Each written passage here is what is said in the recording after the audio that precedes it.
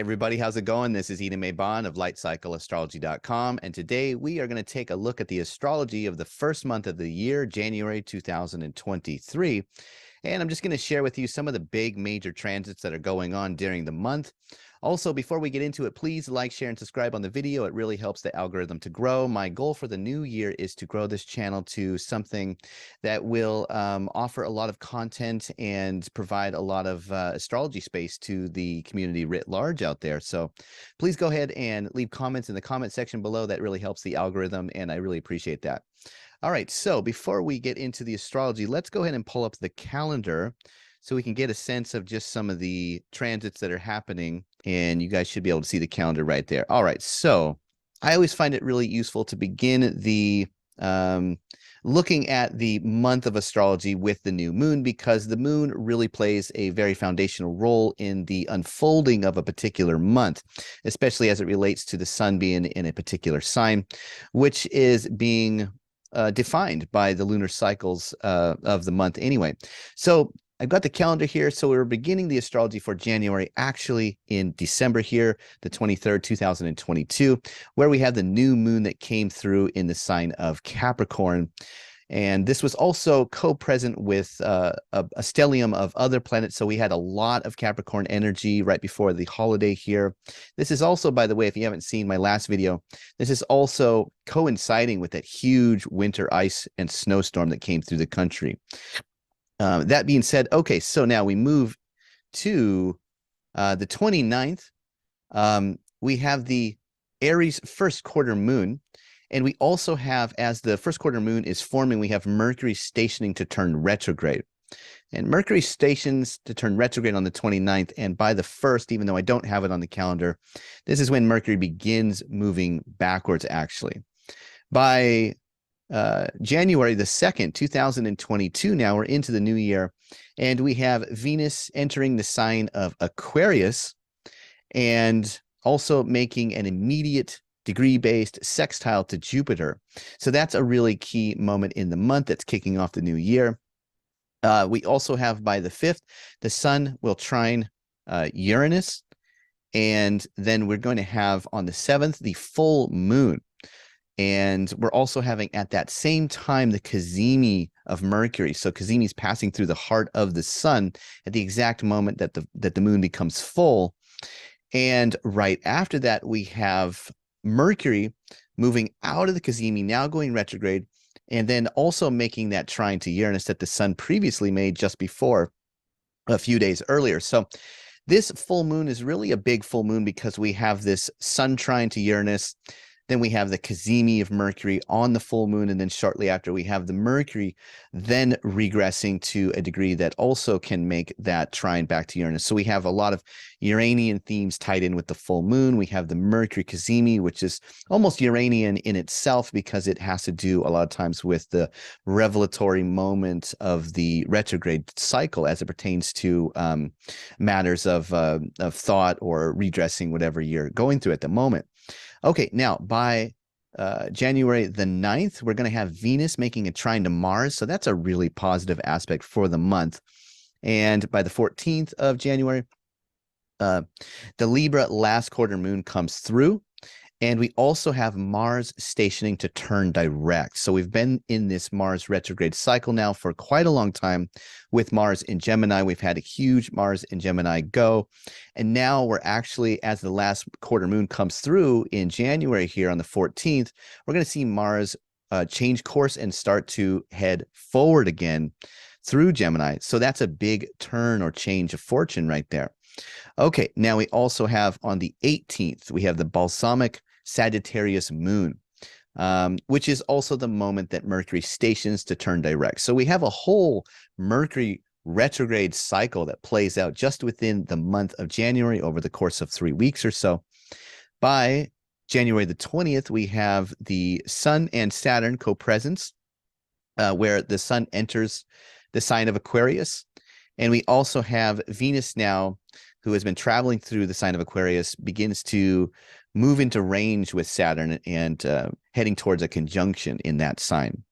By the 21st, we have the Aquarius new moon. So for the astrology for February, I'm actually going to begin the the video content for that month beginning way, in the middle of January here, because this is the Aquarius new moon. But just so we get like a complete calendar month here of astrology, we have the Aquarius new moon on the 21st. By the 24th, we have the sun sextiling Jupiter, very positive aspect. We have on the 26th, Venus enters Pisces. This is another very positive aspect. And by the 28th, we have the moon conjunct Uranus, and also we have the Taurus first quarter moon. To finish off, we have on the 29th, we have the sun making a trine to Mars. So these are all really, really, really positive aspects in the last couple of weeks. So I think in general, my sense of the astrology for January, we're kicking off the new year with some really positive astrology that is coming through. And before we get into before I pull up the real-time chart and take us through the transits and go through some of my notes on these aspects, let's just define the new moon that happened in Capricorn, because as I was saying before, I think that when you are looking at the astrology for a whole month, you really want to begin with the new moon, because that is the foundational astrological energy that is really the stage that all of the other transits, all of the other aspects that are happening during the month are sort of playing out on. So to give you a sense of this, I think it's really important to always think of the new moon as that, quintessential seed, that new seed or new growth, that something new that is blossoming or blooming, but it's so young. It's like an infant. It's really not realized yet. It's not realized to the mind, sometimes to the senses. There's a very instinctual feeling deep within us that's, I think, sort of connects to those new moon moments. But let's talk about, each new moon is different because it happens in one of the 12 signs. So they're all different, each one. So let's first just get a sense of what is the new moon like when it happens in Capricorn. Well, Capricorn is a Saturn-ruled sign or temple, and it is the yin or nighttime or feminine expression of the god Saturn. So it could be looked at as somewhat more process-oriented, internalized, or more process-oriented, slightly slower than a daytime or masculine or yang expression of Saturn, which happens in Aquarius next door to Capricorn. So we have these two Saturn signs in ancient astrology that were together, and they're basically opposite to the summer months. They're the winter symbolism of Saturn manifest in the seasonal symbolism here. And so we're essentially having the turn of a season as a new seed is happening on the new moon in a sign that turns the season from autumn into winter. So right off the bat, you're talking about a cardinal energy that is very, very about turning the page, turning the chapter, making a big pivot, or even a minor pivot that has big consequences down the road. But I think that there is a very internalized and intuitive, instinctual sense that there is definitely a new chapter. The page is turning this month. And that is really coinciding with just the symbolism of the new moon itself happening in that sign. So that's part of what it is, but it's also a Saturn-ruled sign. Saturn often can delineate things like seriousness or maturity or discipline. So Capricorn has to do with these themes a lot of the time. So what I'm thinking right off the bat is this new moon really is about turning the page in a serious, meditative, internalized, mature or disciplined way. So that is the foundation that all of the other astrology plays out on over the course of the lunar cycle that I think it was the 20th or 21st where we had the Aquarius new moon. But from the 23rd to the 20th or 21st, around that time, that's the moon cycle that goes from new to quarter to full to last quarter to new again. That is really the foundational energy, and it has something to do with a big pivot or turn that is somewhat felt inside. It's very instinctual, and it is connecting to something that is serious, mature, disciplined. So this could be like the quintessential New Year's resolution kind of energy where you're really like, okay, I need to really get serious in the new year and take some of my goals, to the next level. That is really kind of the energy that I think that the new moon in Capricorn represents. So now that we have that established, we can build the rest of the horoscope on that. So I'm going to go ahead and pull up the real-time clock here. And I think I might have to go back a few days here. But again, we're going to look at the 23rd of December, 2022 to see the new moon here happening in the sign of Capricorn. This happened along with the stellium. So that's what we're really talking about. Now, what did happen, though, at the same time is that, let me get the annotation going. We also had this new moon making an aspect to Jupiter over here at the beginning of Aries.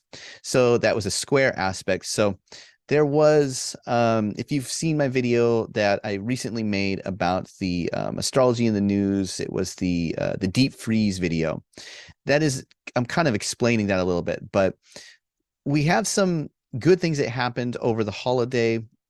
We also had some pretty crazy weather that happened. So it was a big mixture of good and bad. That's oftentimes what you see when you see a square. But just to reiterate, we're talking about a cardinal energy. We have a lot of planets in cardinal signs. These are signs that change the season. So there's a sense in which we're turning a page. Venus at the same moment as the new moon was also emerging as the evening star. And so that's also part of it. Venus is a big part of the cycle this month as well. And we'll get into that here in a second. But so we had the new moon here coming through, a big stellium, lots of energy, lots of seriousness happening in the sign of Capricorn on the 23rd. Now, if we pull forward here to the 29th, we're already at the first quarter moon and we're not even in the first part of the calendar month here. But got the 29th here, and you can see that we've got the sun and the moon roughly in a square here on the 29th. And this is a moment where the moon gets really close to Jupiter here as it transitions into, I've actually got it in Pisces still. So if I go forward a couple of hours, you'll see the exact first quarter moon here right there. And you can see that, well, let me get rid of this. You can see that there's this reconnection to Jupiter here. So you're talking about the first quarter moon. So what are first quarter moons? They're generally a time where we need to individuate our goals or our plans. So something is birthed or born anew at the time of the new moon. And the first quarter moon is the time where we somehow need to get our feet on the ground and take some action and build something. I call the first quarter moon the builder moon. Also, what's really interesting is that the moon in its first quarter is in Aries, conjoining with Jupiter. So this is a big moment of action, you could say, because Aries is a sign ruled by Mars. So there's this Mars-like theme happening with the first quarter moon, and Mars often has to do with action. So some of the key phrases I have for this day on the 29th, where we're going to start to feel this first quarter moon energy in Aries, are beginning to take action in a fervent or big way, turning the corner, page, or chapter again, encountering encounter with something Venusian that causes you to pause and think. Now, that is because at the same time as the first quarter moon, Mercury stations to go retrograde. And you can see there's a little S there for the station of Mercury. So, but look at this. Venus and Mercury are together in the same degree. So there is some connection to the process where Mercury stations to begin to reverse its way of thinking or its way of fortune. There's something that is being called into question, some intellectual idea, some perhaps something connected with money or work or resources. And it could be some goal or something you're envisioning that you're trying to turn the new page on at this moment that has a connection to Venus. So there is a sense in which the Mercury retrograde has a connection to Venusian things. So that's why I'm saying that Mercury is making a contact with Venus right at this crucial moment. And that is a symbol that something Venusian might cause you to pause and rethink about something. So it could be something like a relationship. It could be something like the necessities that you need for comfort or value or creativity or pleasure, or it could be something having to do with children or anything that has a Venusian kind of a thing. It could be some ambitious luxury that you're trying to attain in the new year, like an upgrade on a house or an upgrade on a car. But anything that has this interesting contact with a Venusian thing, now Mercury is stationing and it's going, wait a minute, I've got to pause. I've got to sort of rethink some of these things, hash this out, try to answer some questions. Things are coming into question. And this is happening as there is this interesting connection to the first quarter moon. And so on one side of the equation, you sort of have the first quarter moon wanting to like impulsively take action.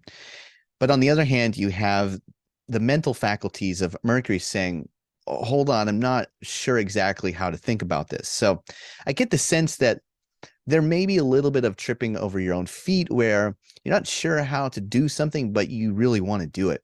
You want to get the ball rolling, and it's more of like a shoot from the hip kind of a moment where you might not necessarily have the rationality or the logic all thought out. The plan might not be there, but there might be a sense in which you're like, I just got to fake it until I make it. I just got to do something, pull the trigger. We'll figure out the plan later, so to speak. You know, I get the sense that it's kind of like that. So that's the first quarter moon that's happening. Okay, so now if we move to January the 3rd, we get Venus is entering the sign of Aquarius here. So this is really, really good for a couple of reasons, because with all of these planets that were hanging out in Capricorn, Saturn is right next door in Aquarius, and being right next door, Saturn did not have visibility to its domicile of Capricorn. Now, some say there is like inverting reception that happens between a sign that if a planet is in one of its domiciles, it has a kind of connectivity to its other domicile. So there was some sense of reception, but there wasn't a very big or a regular way of reception that planets are having to its domicile ruler. So a domicile ruler in ancient astrology is thought to be a symbol of planets having some kind of connection.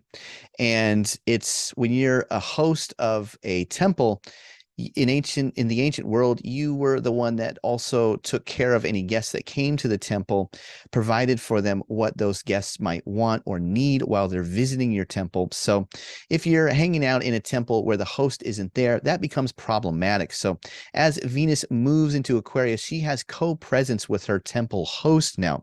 So if she wants to do Venusian things, it's not as problematic symbolically because she's co-present with the host. The host is there. The host can say, all right, Venus, you want to go party? Well, I'm a popular guy, right? I'm Saturn. I define all the opposites and what's popular and cool and what's progressive. Yeah, let's go hang out and have some fun in a way that we don't normally do this. And it's going to be popular and kind of cool, right? That's sort of the flavor of Venus being co-present with Saturn in Aquarius, and having more of an easy time doing Venusian things that she wants to do. Now, also at the same time as Venus ingresses, she begins to make this sextile, this degree-based sextile to Jupiter at the beginning of Aries. So that's awesome because we have the benefics coming together in a benefic aspect. A sextile is said to be of the nature of Venus. So we have Venus improving dignity as she moves into Aquarius. She makes an aspect to another benefic Jupiter. So these are really positive things that could denote, just broadly speaking, some good fortune, right? We have two planets that represent good fortune on some level. Also, both of these planets have a connection to fertility. Venus is sort of said to be a planet of fecundity, and Jupiter is said to be a planet that represents sperm. So there's a sexual or fertile energy that is forming here between these two planets. So I would not be surprised at all if somehow this manifests out in the world as being creative or bringing creative ideas together with hopeful actions. I would not be surprised at all. You have a connectivity between an air sign and a fire sign, an air sign that is very mental and stimulating, and within the mind and ideas. And that's making a connection to a planet that is in a fire sign that is also the springtime energy of new beginnings and inception. So you can see there's like a stoking of the fires of passion that has to do with maybe ideas or something like that.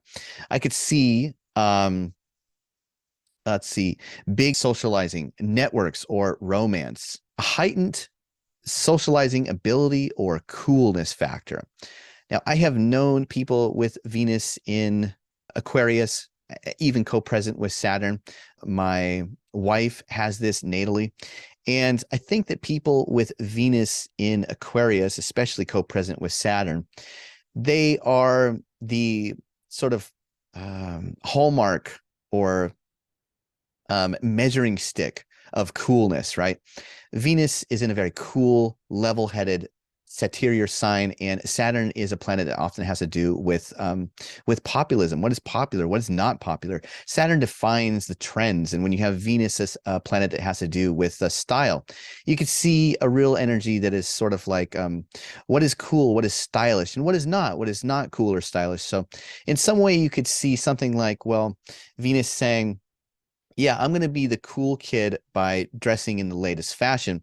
Or you could see the opposite of that, because sometimes Saturn, being the rebel or outsider, will often do the opposite of what the crowd is doing to be sort of like cool in that way too. So then you have like Venus saying, you know what, I know this style is out of fashion, but I am going to bring it back. And now this is cool because it's not following the trend, and I'm a rebel, and this is a rebel trend. So you get the sense in which love, harmony, friendships, social etiquette, style, art, music, creativity, all these things are entering this sign that really has to do with potentially being an example of what is popular or progressively cool, stylish, etiquette-wise, or manners, or sometimes the rebellious version of that, which is more expressive and can be a little bit out there. So, you know, this could definitely be a time where you take some new style approaches that are maybe a little bit wild or unique. And this could also be a time where you make some friends that have that same quality or air, or get involved with a new relationship, or spice up your relationship with something interesting and new and dynamic. You get that sense that also there is this sapiosexual quality, meaning attractiveness is built on something almost mental, where it's not this baseline cardinal energy that just says, you know, man see woman and woman hot. You know, it's not that only purely physical thing. It's like man see woman and woman hot, and then man talk to woman, and holy mackerel, are we having the most deep stimulating, a sexually stimulating conversation that leads to like arousal. So that is a big part of the energy that's going into the beginning of the month right off the bat, which is, I think, a pretty positive energy. And last but not least, with this kind of energy, again, I think that this could just bring a general good fortune of luck in whichever areas of your birth chart that these two signs fall in, just some general good fortune or luck. All right, let's go ahead and move now to January the 5th. A couple days later, we have the sun moving into a trine with Uranus. So that is also a pretty interesting aspect. Now, I'm going to hold off on this just because let's get to the full moon. Basically, this sun, the sun trine Uranus really leads us on to the full moon that happens just a couple of days later here. So we've got the full moon happening on January the 7th. And let's see here. Let's back up just a couple of hours to get this puppy right, exact degree based wise here. So sun at 16, we're moving the moon to 16 here. Right about there. All right. So we got the full moon coming through on the 6th. Now, this is a very powerful moment in the month because of one reason. You can see, well, actually, okay, let me go back just a little bit more here. Just a few hours past the full moon here, we're having Mercury move on to the heart of the sun. The cazimi moment of the Mercury retrograde cycle happens just hours after the perfected full moon. You can see right here, there's the sun and Mercury together in 16 degrees of Capricorn. And this is coming just hours on the heels of the full moon that is occurring in the sign of Cancer. And then what happens by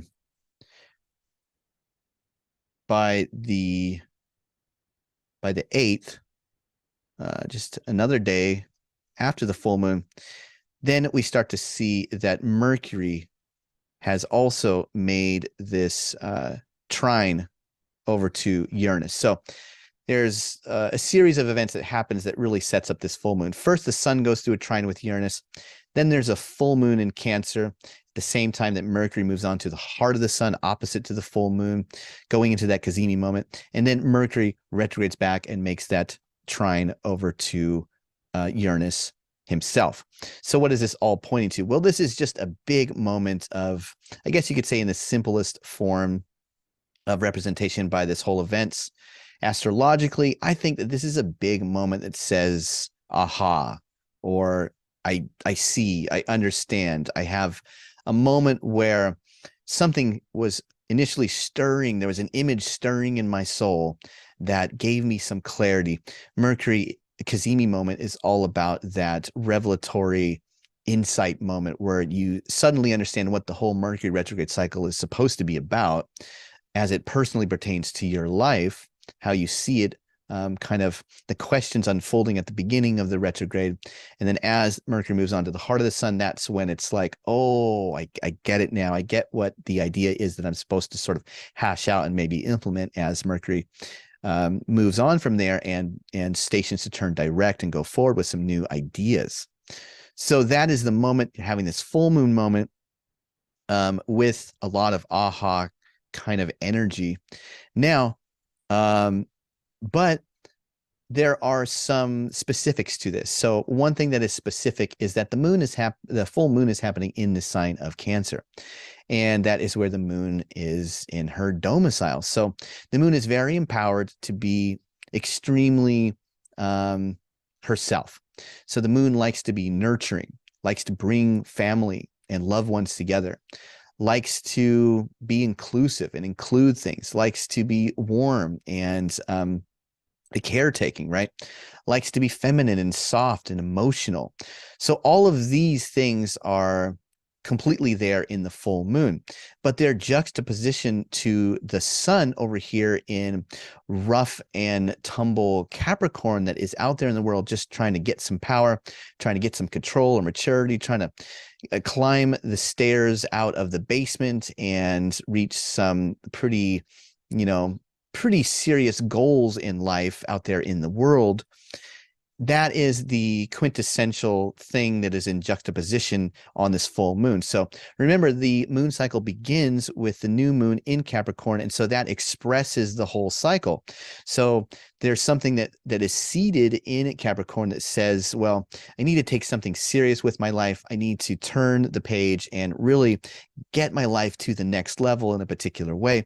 Well, this is the moment that says, yeah, you have to do that, but you also have to incorporate the feminine. You also have to incorporate the family. You also have to incorporate the nurturing, the life-giving qualities of what brings health and family health and the health of the marriage. So you get the sense that it's something like this. It's like the family versus the ambitions for the career, or balancing, time with the children or time in the office, balancing time with the family and time working on your projects or doing stuff out in the world. That is a sense that I get. Now, also, this big stellium that happened in the sign of Capricorn on the new moon was just before the holidays. So I think just in a real general sense, this is sort of that New Year resolution culminative moment that where the light comes on. It's like, it's a really powerful moment that says, yeah, I'm having these revelations that I want to put into practice. I'm having these New Year's resolutions. The holidays are over. We had all of those fun holiday times, and we're looking forward to a new year. And we've got to do that. But this is the moment that says, yeah, you have to do that, but you can't just throw the family out. You can't just ignore the family and go off. You can't just ignore the marriage or the relationship. You have to bring everything into balance. And these are big foundational archetypes that have to be balanced. We're talking about, woman and man, mother and father, light and dark, night and day, ambition in the world versus family and nurturing at home.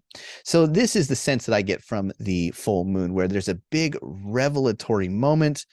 There is a lot of connection to Mercury that is indicating some kind of general support that gives you an unusual clarity or an unusual ability to discover something that really stirs you. But it's just that you need to balance it with the family or the home or the kids or the relationship or the duties that you also have with that side of the equation, not just the ambitions and the goals and the worldly pursuits. So that's, I think, getting us somewhat close to the energies of the full moon. Now, as always, it's always really helpful to, of course, see what topics are being highlighted for you personally by looking at what houses are being occupied by these two signs of Capricorn and Cancer. So if it's falling in your first and your seventh, of course, that's, balancing what you need as an individual and what you need as a partnership. If it's falling between your 11th and 5th, that might be something like, time hanging out with friends and socializing out in the world versus time with your children and what they need. So you have to play around with this, see where it falls in your own birth chart here. All right, so let's go ahead and move forward now to a few days down the road, January the 9th here.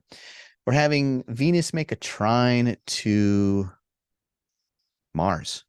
This is obviously a really positive and powerful aspect. We have the lovers in the signs, in the air signs here, making a trine to each other. Now, trines are said to be of the nature of Jupiter. So remember, Venus first made that sextile to Jupiter. Now it's making a Jupiterian aspect to Mars. But what is really fascinating about this is that soon after this trine is made by Venus to Mars, Mars is stationing to turn direct. So what I am getting for this is that there's something Venusian, there is something lovely and pleasant, maybe a relationship, a lover, a really good friend, somebody that is representing Venus is basically saying, I support the new direction that you want to go in. Mars is about ready to stop and reverse course and head direct again. So Mars has been in this long retrograde moment, and he's getting ready to say, okay, I've regathered all of my energy. I've regathered all my strength. I'm ready to charge ahead. And it's as if Venus in that trine to Mars says, I'm going to support you. I'm the girlfriend or the spouse or the sister that says, you can do it. You should do it. Go ahead and do it. So this is a really positive aspect. Of course, having a Jupiter trine between the lovers is also just going to be generally good for everything from relationships to potentially, anything in life that balances these lover-like qualities. So the love of work, the love of pets, the love of a home, or the love of an ambition or goal or idea, or the love of a relationship, or the love between children. All of these things, whatever it could be considered, the sort of the masculine principle of the lover and the feminine principle of the lover, these are all going to come together and generally signify something fortuitous between the lovers that really indicates, okay, what it is that I love is having support right now and is able to really grow and be fertile at this moment. So if it's a relationship, my relationship could really grow and be fertile at this moment. If it's something that you're doing at work that you're really passionate about, the same type of signification there. Okay, so now if we go forward to January the 14th, we have the last quarter moon coming from the sign of Libra now. That square, that last quarter square from the moon to the sun that happens on the last quarter moon is happening on January 14th. And this is the moment where Mars makes that station and turns direct in January. So this is more of a continuation, but last quarter moons are always about the releasing of whatever happened on the time of the full moon, walking away, looking ahead, looking towards something new. So there can be a time where the moon wants to let go and walk away from things. It can be a time where you're a little bit rebellious at times because you need to sort of shake off the shackles of the past. Now, these are not big major transits when we're talking about quarter moons and things like this, but this is, this is a sense in which Mars is turning direct. Mars wants to, put the pedal to the metal, and something has to be let go of in some sense or another at this time. It doesn't have to be anything major. Maybe it's just an emotional state that you've been holding on to that says, I don't know if I can do it. It's Mercury retrograde. I'm not sure if I should. Mars is saying, yeah, you need to do it. And now maybe there's some emotional context that needs to be let go of or something like that. But it could also be something like, it's time to buy the new car. It's time to get rid of the old car. It's time to move. We need to start packing up the house, anything like that, where there's some sense in which, something needs to be let go of at this time as Mars prepares to, put the pedal to the metal and drive forward again. Okay, now by January 18, we are going to have the moon in Sagittarius here in its balsamic phase. And this is the reason. Now, I normally wouldn't talk about these other phases of the moon, but you've got the new moon in Sagittarius, and you also have Mercury stationing to turn direct. So this is an interesting moment because as we're preparing to move forward, that impulse that happens in the last quarter moon, Mars turning direct, and the moon is going through a dying phase, but it does so in the sign of Sagittarius. So that always perks my ears up when we have a balsamic or black moon in such a dark sign. Not to say that Sagittarius is dark, but I just mean symbolically at this time of the year, this is one of the darkest places in the last part of autumn. Right? This is where the sun is really, really low in the sky. The days are really, really short. We're about to enter the sign of winter, where it's where it's the shortest and coldest time of the year. So you get the symbolism sometimes of Sagittarius having this darker, hedonistic, rebellious kind of wild quality. When you have a moon that is essentially trying to release, let go, and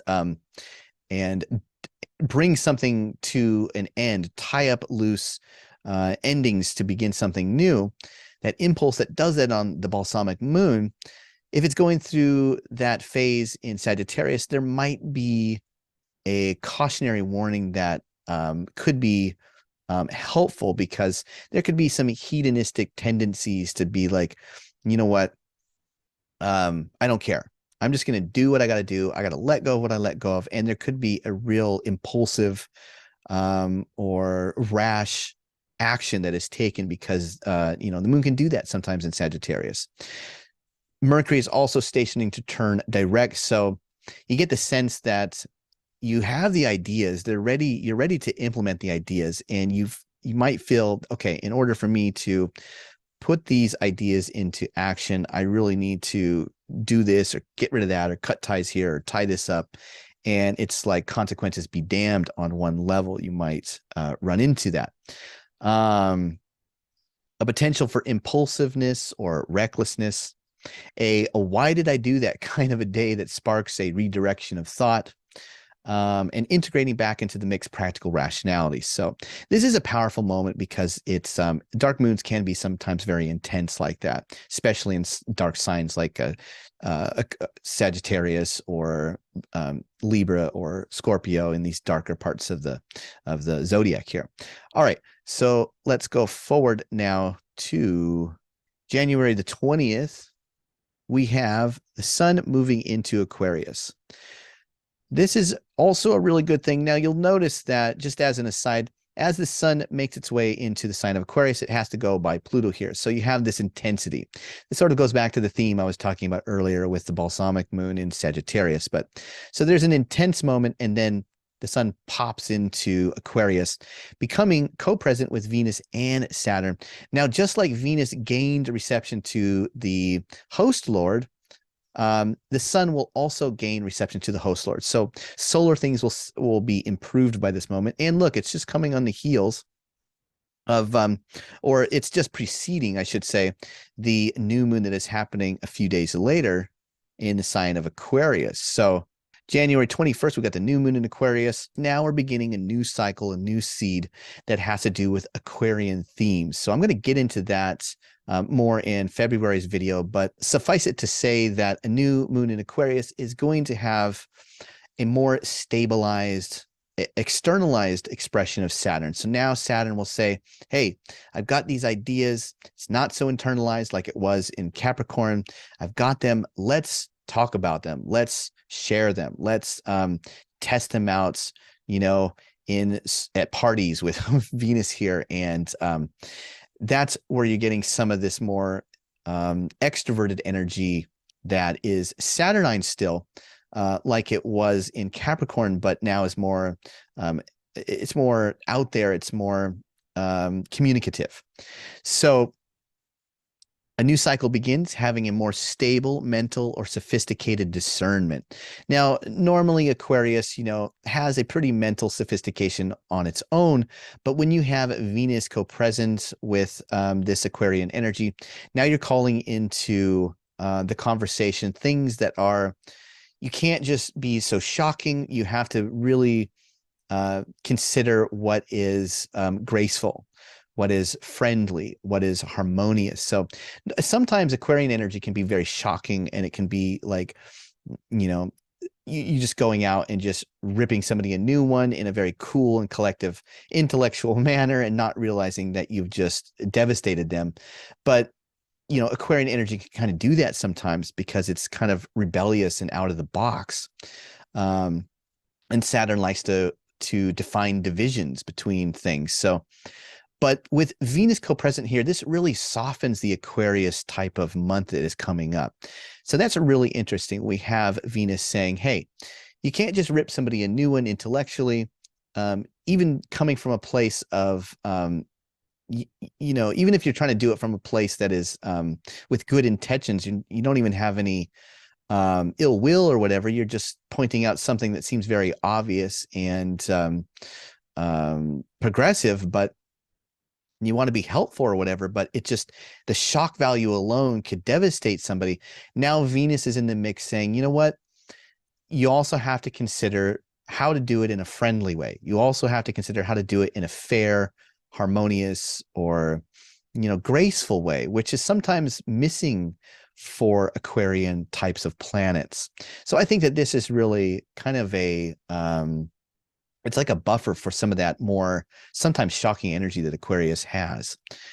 Now, as we move on to January the 22nd here,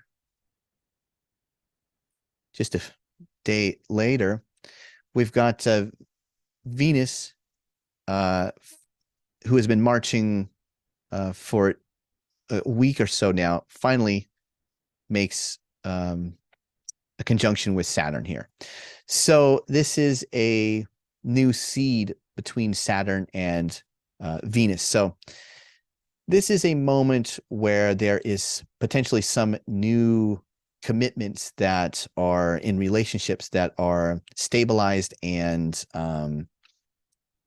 formalized in some way. It's like, okay, it's time to move in together. It's time to propose. I need to propose. It's time to seriously start planning the wedding. It's time to reconnect with my friend that I've, you know, lost, my old friend that I've known forever, and I've just haven't had the time to get in touch with them. It's time to do that thing for my sister that she really has always wanted me to do. There's a sense in which there's something with relationships, something that may be a necessity that you have to take care of right now that you want to do. It's a good thing, but it's just like maybe something you've been putting off that is really important to the health of a relationship. Something like that could come into the picture right now, especially you can see the moon is just, in its new moon phase. So that's really interesting. We got Mars going direct, taking actions. We've got Mercury hitting the road with new ideas. And now we have Venus and Saturn coming together saying, hey, we need to shore up these relationships that we've got. Okay, so now if we go forward to January the 24th, we've got the sun now going through that sextile with Jupiter. This is obviously really good because it's a positive aspect. It's combining that air quality with that fire quality again, but now it's the sun. So these are more images and ideals that you might bring into play. I think the only thing is you just have to be a little bit careful that you don't go overboard with it, because Jupiter sometimes can be a planet that, just goes overboard, does things too much. And especially in the sign of Aries, where it's really wanting to do new things and create new types of things. You have to be careful that you're not moralistic about what you want to do in some sense or another. Like, I'm holier than thou, so I'm gonna start my new exercise regimen, and everybody in the family has to do it, and I'm the one that knows, and you guys have fallen off and slacking. Some that sort of arrogance that sometimes comes in with new ideals that we feel really fervent or exuberant about. There's sort of a little bit of that in the air. So it's a positive transit. I think you just have to watch out for just overplaying the moralizing or the aggressive ideals that you're just really feeling passionate about.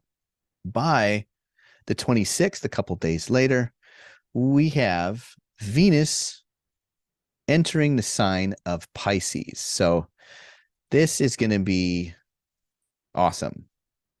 Pretty stoked about this. All right, so there we go. By the 26th, almost the 27th here, we've got Venus entering the sign of Pisces. So why is this really good? Well, Venus in ancient astrology was said to be in its exaltation place in the sign of Pisces. Pisces is Pisces is a sign that has a lot of desire towards looking ahead at the coming spring, right? It's the sign that is at the end of winter, and it's a sign that says, I can't wait for the frost to melt, the spring to bloom, and it's very passionate and has a lot of desire built into that longing for a new season to start that is very fertile and warm and pleasant. So Venusian things are said to be uplifted here. Pleasures are uplifted. So this is a really, really good moment for Venus. And you can start to see that there's just this general story. There's this plot line for Venus. Venus starts out at the beginning of the month in the sign of Capricorn. She doesn't have reception to Saturn. Then she moves into Aquarius, where she gets reception with Saturn. Then she moves into her exaltation place, where she's basically in her best place in the whole zodiac. Then she's going to move into Aries, co-joining with Jupiter. And later in the year coming up, she's going to eventually move into Leo, where she goes through a retrograde this year. So that is a big plot line. There should be a whole video just dedicated to sort of the story arc of Venus here. But you can see basically that this might be a good time to journal, because when the Venus retrograde takes place, I believe in July of 2023, the things that are beginning now, the things that are becoming conceptualized now, you're going to have to revisit those topics or those things that are related to Venus later on in the year, in July, August, sort of that whole time when Venus is retrograde. So this is also a really good exercise to do, maybe since you have all of this Capricorn energy happening right now that allows us to be really disciplined. Maybe journaling, if you can, about things that are having to do with relationships or creativity or children or pleasure or your friends and your groups and your socializing social life, I should say. Anything Venusian, even food or luxury, or what you aspire to in terms of having the things that you need for sustenance in your life.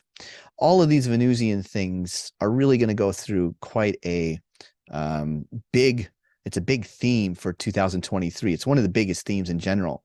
So Venus is, she's getting more and more excited through this month of January. She's getting more and more improved. Venusian things are becoming more and more important. They're becoming more prominent on the stage of life, as it were. And it's these moments that we'll probably have to revisit in some sense or another later on in the year. So, but for the moment, these are the pebbles that are being thrown into the pond of Venus that are going to make the ripples that later on we'll have to sort of figure out and see what those ripples did. But this is the moment where the ripples are created, as it were. And, so we'll do more on that just on its own video, because that's a big theme. But anyway, Venus improves, moving into exaltation status by the end of the month. Now, wrapping up the calendar month here, by the January the 28th, we have the first quarter moon already coming through, and it is happening co-present and co-joined with Uranus in the sign of Taurus here. So that's a pretty radical time of building whatever it is that we're feeling really idealistic about. And we're going to do it in maybe an unprecedented, or we're going to discover some way to put the building together in almost like a genius sort of way. And by January the 29th, the last thing on the calendar here is that the sun begins to trine Mars here, or actually perfects the trine by Mars. So this is happening before the 29th. We're starting to feel the energy, but it actually perfects on the 29th. So this is, we're going through the first quarter moon by now. We're starting to build something, and now the solar energy empowers the war march of Mars. So through a positive and beneficial way. So this is bringing together ambition and action in a positive way. This is having someone in authority in your life, like a father, a boss, a teacher, a mentor, an older brother, anybody that has kind of like a noble status in your book, gives you some kind of support. You find some kind of support that helps you take the actions that you feel like you really want to implement right now, that gets your life to the next level, as per the theme of the whole rest of the month, pretty much. But as a continuation of this energy is moving into Aquarius and then going through the stabilizing sign of Aquarius, things are becoming more stable, and there's more support in your actions at the moment. That wraps up the astrology for January 2023. Thanks so much, everybody, for watching. I'm really looking forward to this month. I think it's going to be a really good month with a lot of positive things that have potential to get us onto that new place in our lives. Please tell me how the month goes for you. And during the month, we're going to be honing in on some of the more specific parts of the astrology and doing separate videos on those. So please come back to the channel and watch those to get a little bit deeper dive into some of these aspects that I've just briefly covered in the overview astrology video. Thanks so much for watching, everybody. Take care, and I'll be back real soon with another astrology video. Bye.